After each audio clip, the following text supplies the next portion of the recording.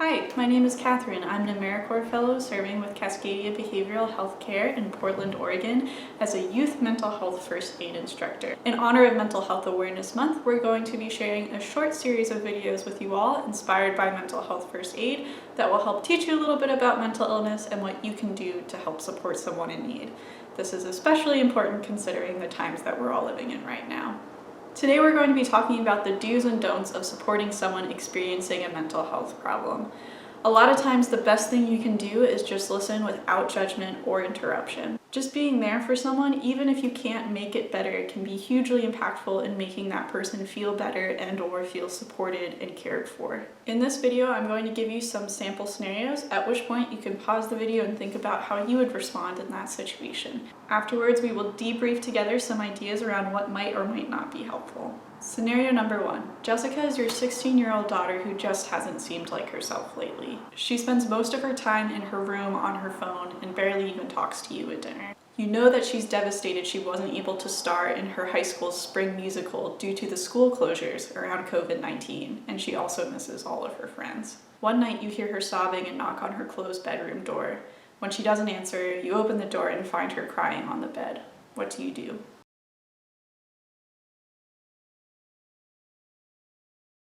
What were some of the ideas that you generated? Let's see where they fall on our list of do's and don'ts, starting with things that you should do. Number 1, ask open-ended questions. The best way to start a conversation is to come from a place of curiosity. Gather more information about what is going on and never assume that you know what is wrong.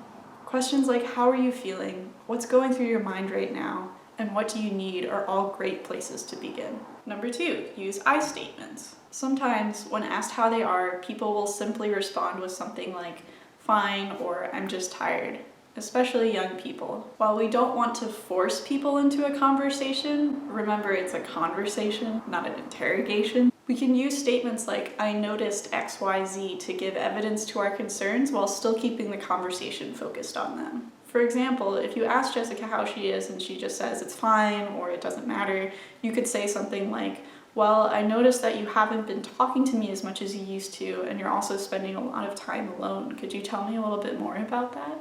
Now let's look at some don'ts, or things to avoid when you're supporting someone. Number 1, don't make it about you. Remember how I encouraged you to use I statements like I noticed?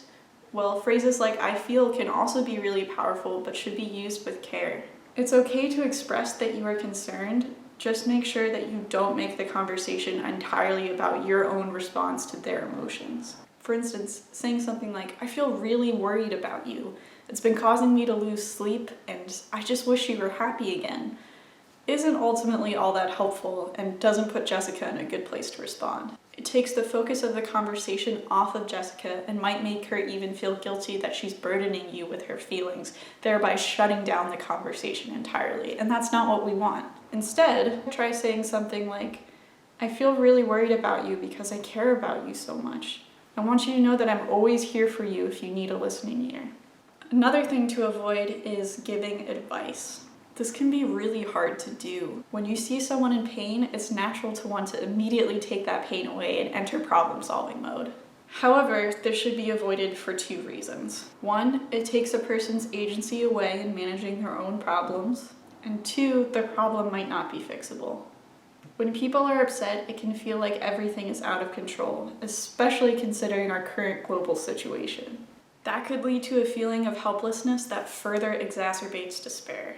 So, we don't want to give advice because we want to empower that person with agency and let them have the choice to make their own decisions and find their own way forward. In other words, we're encouraging them to control what they can when things feel out of control. Have you ever had someone give you unsolicited advice? Perhaps something like, you just gotta get back out there, that's what helped me after my breakup. It's likely that if so, you probably didn't find it very helpful. Second, as I said, the problem might not be fixable. As supporters, it's very unlikely that we are in a position to fix someone else's problems. You need to acknowledge the limits of what you can do.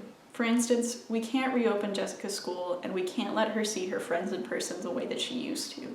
But we can brainstorm with her some practical strategies that could help make her feel better.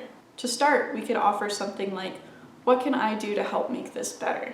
What do you think would be helpful to you in this moment? It may take her a little while to respond, so just be comfortable waiting in silence to give her the space to find her own words. If after some time Jessica still doesn't know, we can offer some suggestions like, can I cook you a special meal? Maybe we can drive by your friend's house and wave hello from the street really quickly. Again, we haven't solved the problem, but we have offered our support so that she knows that she's not alone. All right, let's try again with the second scenario. Scenario number 2. Your close friend Sam sends you a text asking if you're around to talk. They tell you that they've been having trouble in quarantine, especially because they live alone. You also know that they recently got laid off from their job. They tell you that they're worried that they're drinking too much, but it helps them de-stress and fall asleep at night. What do you do?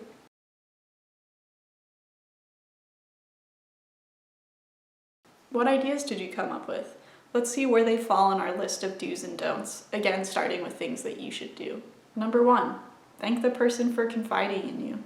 It takes a lot for someone to be vulnerable about their feelings. Make sure you express to Sam that you're happy that they reached out. Emphasize that you want to support them and let them know the best ways and times that they can contact you going forward. If Sam thinks it might be helpful and you're willing to do so, maybe you can offer to check in with them daily. Number 2, encourage professional and self-help. Let Sam know that in addition to your support as a friend, there are also professionals who can help them. Even though an in-person session might not be possible for them right now, a lot of counselors are providing telehealth services that can be done remotely. There are even virtual AA meetings in the Portland area if that's something Sam might be interested in. However, it's important not to push these resources because Sam might not be ready to take advantage of them or feel that they don't need to take advantage of them, and that's okay. In the meantime, you can continue to offer help as a supportive friend and as a listening ear, and can continue to mention if it seems relevant, hey, I really love being a support for you, but if you ever feel like you need something more than what I can give you, I can help connect you to professionals. If not though, I'm happy to listen. You can also provide Sam with some practical help, such as assisting them with filling out unemployment claims or connecting them to a mutual aid fund in their area. Like with Jessica, you can brainstorm with Sam some different strategies that might help them fall asleep at night without needing to use alcohol. For instance, creating a nightly routine with Sam in which maybe they put away their phone and other technology before they fall asleep could be helpful. Now let's look at some don'ts. Number 1, don't focus entirely on the symptoms. Especially when it comes to drug use, it can be easy to focus solely on the symptoms or behaviors rather than the underlying problem. For example, Sam told you that they drink because they're having trouble falling asleep at night because they are stressed. If you focus solely on eliminating their access to alcohol, you are taking away a coping strategy without giving them anything to replace it with.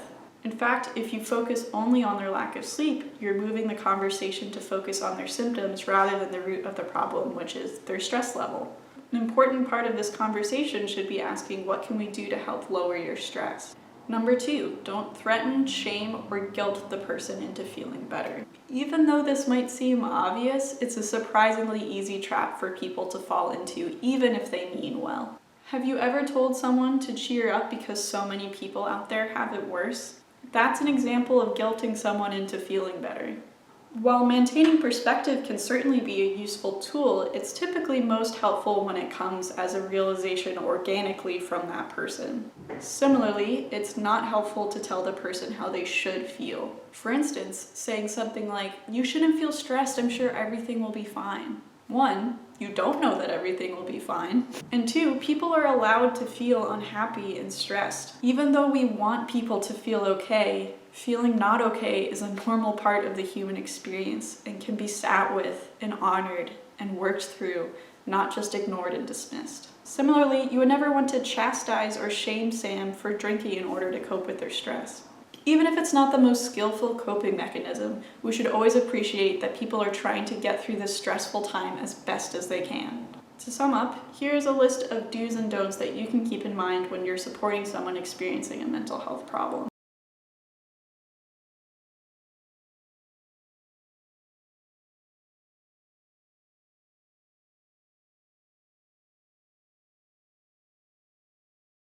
I hope you enjoyed the scenarios and maybe even learned something new. Let us know your own favorite support strategies in the comments. Thank you so much for watching, and I'll see you next time.